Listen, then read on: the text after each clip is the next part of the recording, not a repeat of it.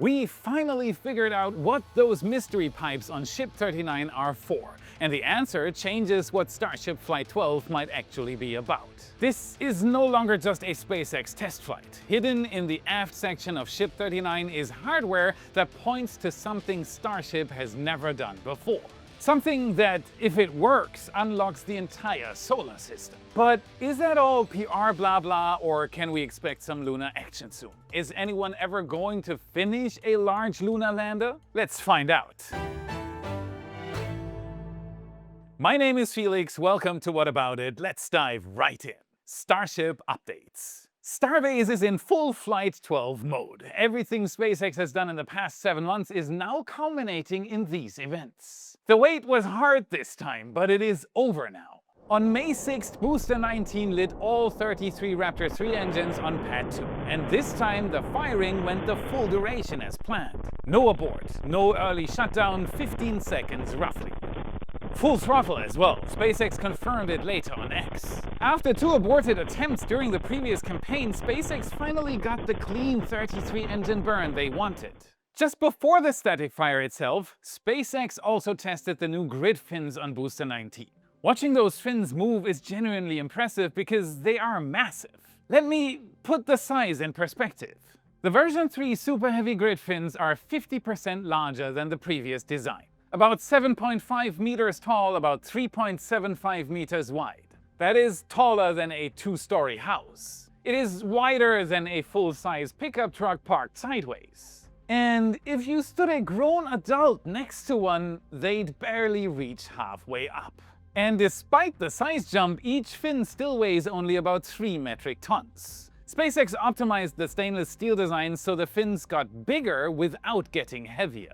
Watching that much hardware articulate cleanly during the test is a reminder that these things are way more agile than they have any right to be. After the static fire, the next move was Ship 39 itself. SpaceX rolled it from Mega Bay 2 down to the launch site. And for the first time ever, both a version 3 booster and a version 3 ship were at the same site at the same time. That is a milestone all on its own. Jordan's footage of the move and the stack is stunning. Searchlights illuminated the rocket as it was slowly lifted. The sun rising in the background, pure science fiction atmosphere. We've watched this kind of move many times now, but it just doesn't want to grow old on me. And now here's what made this stacking operation genuinely exciting. As the ship was being lifted for stacking, we got a much better look at the aft section. And it solved a mystery we've been chewing on for weeks. Remember those mystery pipes running through the aft flap hinge area? The ones we kept asking about? The ones nobody could explain? We can see where they go now.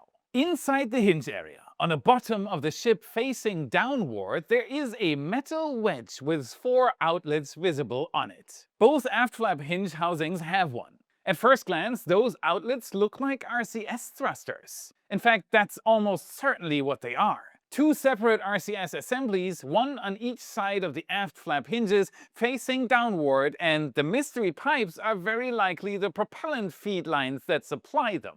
That answers the question, but it raises a much bigger one. What does Starship need RCS thrusters down there for? The answer is in-orbit refueling.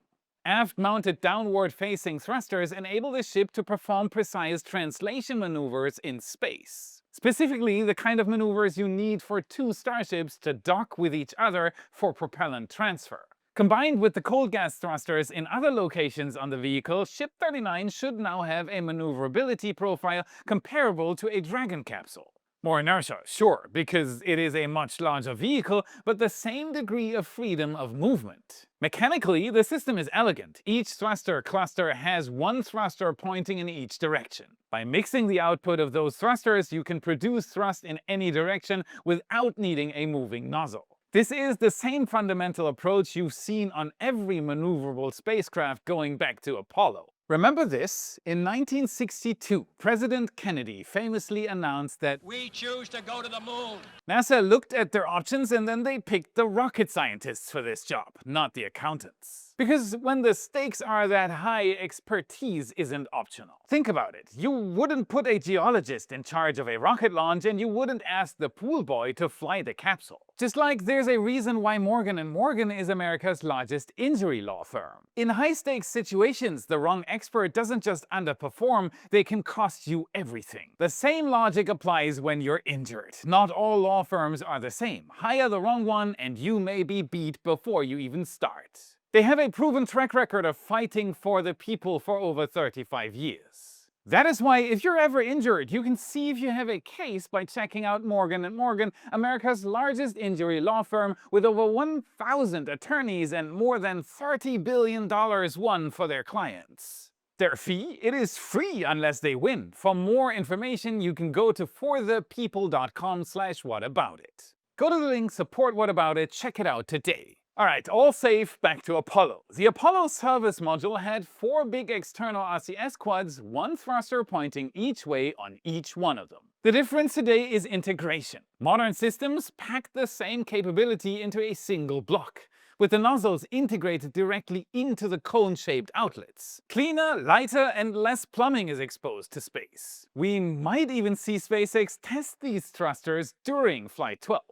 Whether or not that happens, the design tells us version 3 Starship was built with orbital refueling firmly in mind. The plumbing and thrusters are there and the capability is as well. And while we had Ship 39 in the air for the lift, we also got the best look yet at the new version 3 heat shield around the engine section. And it confirms what SpaceX had been saying, Raptor 3 is almost not covered. The thermal protection only wraps the most heat-sensitive areas. The TVC actuators get covered. Some shielding goes around the turbopumps, and that's about it. The engines themselves attach directly to the heat shield, sitting underneath it, exposed. This is a huge change from version 2. The old design encapsulated almost the entire engine in heavy shielding to manage re-entry heat. Raptor 3 with its actively cooled powerhead doesn't need that. Less mass at the bottom of the rocket. And much easier maintenance, because every engine can be inspected and serviced without dismantling layers of shielding to reach it. And after the lift, Ship 39 was stacked on top of Booster 19, perfect fit.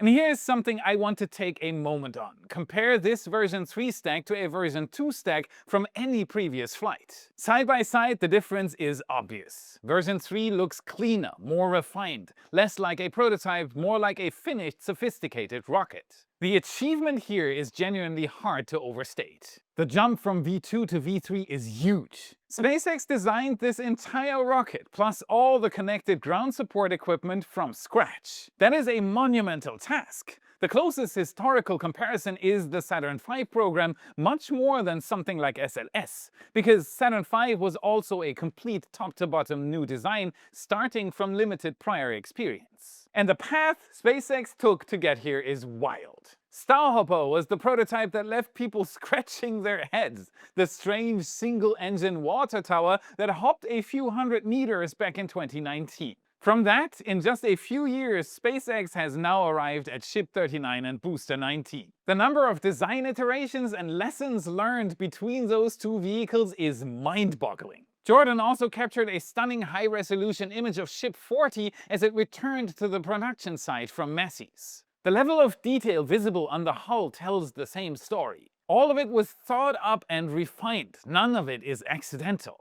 We've reached a very late advanced stage of prototyping by now. With the rocket stacked, SpaceX moved to the next step, a wet dress rehearsal. This was the first time SpaceX had attempted a full wet dress rehearsal in a long time. They generally skip this step on Starship test flights because launch attempts themselves serve the same function. But Flight 12 is the first flight of version 3 hardware on a brand new pad. New everything. The risk profile justifies a real WDR before launch day. And I am genuinely happy to see it. Ship 39 and Booster 19 deserve every attention before Flight 12. And the reason SpaceX is doing this test with the Flight 12 hardware became clear on Saturday. The first attempt was scrubbed before propellant loading actually began. Look at this! SpaceX seems to have lifted something out and lowered it to the ground the next day. This very likely has something to do with the scrub on Saturday. SpaceX hasn't confirmed specifics. The good news is that you want to find this kind of thing during a rehearsal rather than on launch day. Sunday was reserved for fixing issues. Mother's Day.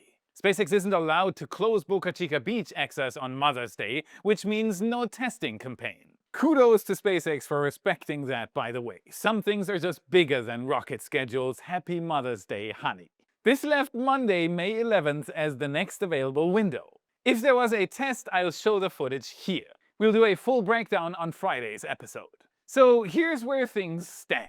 Booster 19 cleared its 33-engine static fire on May 6th. Ship 39 rolled out and stacked successfully. The mystery pipes are now identified as feeds for new aft RCS thrusters that almost certainly support orbital refueling. Saturday's wet dress rehearsal was scrubbed, Sunday was fixing time, and now we're left with waiting for SpaceX to confirm any results. Flight 12 remains scheduled for no earlier than May 15th. That is 3 days from when this episode goes live. The launch date holds entirely on what happened with the WDR. Fingers crossed. If everything went well, SpaceX might roll the systems back for final checks and then go for launch. If something else came up, we wait. That is how this works. But we are now genuinely measuring this in days, not weeks. The first version 3 Starship flight is almost here. Welcome to the middle of the video. Well done. Thank you from the bottom of my heart for watching and liking the video. And if you're among the 40% who haven't subscribed yet, and there was at least one video you learned something new from, it would mean the world to me if you did. It is free and it genuinely helps more people find my channel to spread the word about spaceflight. There is only one place you'd rather be, the Y Members Club on Patreon and right here on YouTube. Click the card or the join button right here under the video. You are the reason we keep doing this. Thank you so much. You rock. Flight 12 is coming up. Ever thought of going to watch one live? Why just watch the launch when you can feel it? We are working together with the family-oriented Raptor Roost, and they have the closest public viewing of any rocket launch in the world. Boating and fishing from full-range campsites on the scenic Rio Grande included. Call 956-561-5617 to get more info. See you there. While Starship is in final preparation for Flight 12, engineers over at NASA aren't exactly idle either. Preparations for Artemis 3 are already in full swing. Even though the details of this mission are still being worked out, sometimes you find mission details where you don't expect them. One of the most relevant details just surfaced is an RIF, or Request for Information, titled Artemis 3 Alternate Com System. What? Such requests for information are formal procurement documents. In other words, they are NASA's way to say, hey industry, here is a problem we need to solve. Please tell us what's possible, what it might cost, and how you would go about solving it. So, what is this RFA about? High-speed communication. NASA wants better real-time imagery, a desire shared by many space fans out there. Especially during important docking tests, the agency wants live 4K videos. During other phases of the mission, NASA wants to use the bandwidth for large file transmissions. The request also specifies that the new system's communication antenna needs to either have a steerable antenna or one with an exceptionally broad field of view. This is a requirement because Orion needs to rotate as part of its thermal management. It rolls to balance solar heating. At other times, it has to point specific equipment in a specific direction. The communication system needs to be able to work reliably no matter the orientation of the craft. One already proven system that comes to mind here is, of course, Starlink. We've already enjoyed amazing footage during Starship flight tests. In fact, this might be the best footage of any spaceflight activity so far. Enabled by Starlink and SpaceX, the transmission quality is continuously improving. Also, this constellation is still growing, opening up even more bandwidth. Nonetheless, there are other competitors that will be able to answer this RFI with concepts of their own. One might be Amazon's LEO constellation if it manages to stabilize and accelerate its deployment schedule. So what are those mission details you hinted about before, Felix? To put it in simple words, we have an orbit, and that is more than just a side note. NASA had to define the mission requirements for Artemis 3 for this request for information so that potential industry partners can work on a solution. One of the most critical ones was the choice of the orbit to perform testing in. As recently as April, NASA was evidently still considering both a LEO, a low Earth orbit, or an HEO, a high Earth orbit. The RFI puts an end to this speculation. It specifies a circular orbit at approximately 460 kilometers at a 33-degree inclination. LEO has made the cut. Artemis 3 will take place in an orbit that is just slightly higher than that of the ISS. This choice has some serious implications for the mission. It makes things easier in remarkable ways, opening up new options. For SLS, Orion's launch vehicle, it could result in a shortened variant. The reason is simple. Artemis 3 is not going to the moon. There will be no translunar injection burn, not even an orbital raise maneuver. As a result, Artemis 3 might not need SLS's last interim cryogenic propulsion stage.